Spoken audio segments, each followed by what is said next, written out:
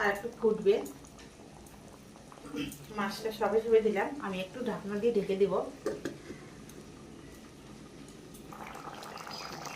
দেখো বন্ধুরা, গোটা গোটা কিন্তু কচুর গাঠি, আমি কেননা কচুর গাঠি কিন্তু আগে আমি সিদ্ধ করে রাখিনি। দেখো এই দেখো গলে গেছে, কি সুন্দর গলে গেছে। খুন্তি আগাটা কিন্তু এই দেখো, এই দেখো, এই দেখো গলে গেছে। তো দেখো বন্ধুরা, আমি কিন্তু একদমই মশলা, অল্প মশলা দিয়ে কিন্তু করলাম আজকে কচুর গাঠি বাটা মাছ দিয়ে ঝোল।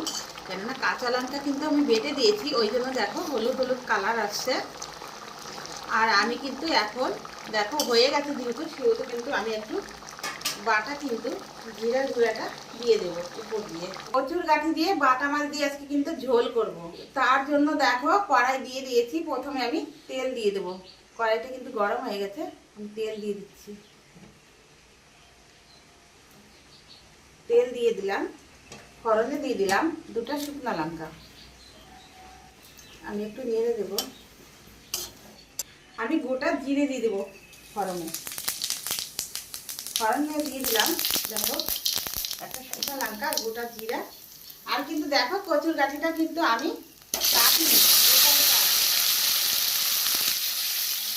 দিলাম ভালো করে।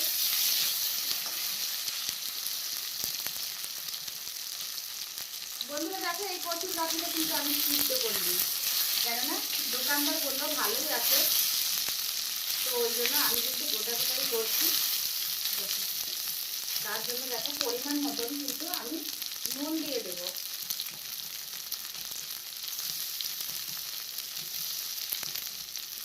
আমি একটু নেড়ে দেবো।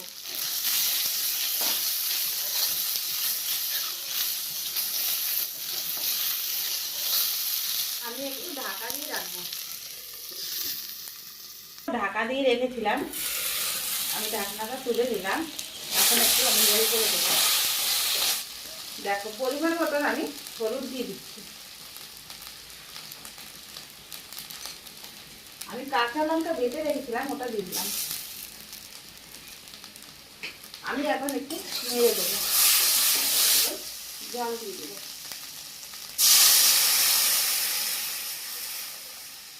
গাছিটা কিন্তু নরম নরম হয়ে গেছে, দেখো বোঝাই যাচ্ছে কিন্তু।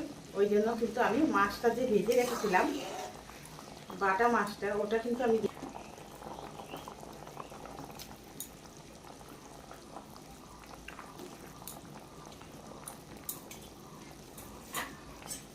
দেখো সবগুলো মাছ কিন্তু আমি দিয়ে দিলাম।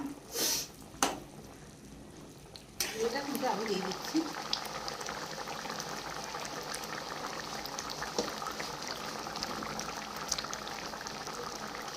দেখো আমি নেড়ে দেবো। দেখো আমি কিন্তু এটাকে এখন ঢেলে নেব।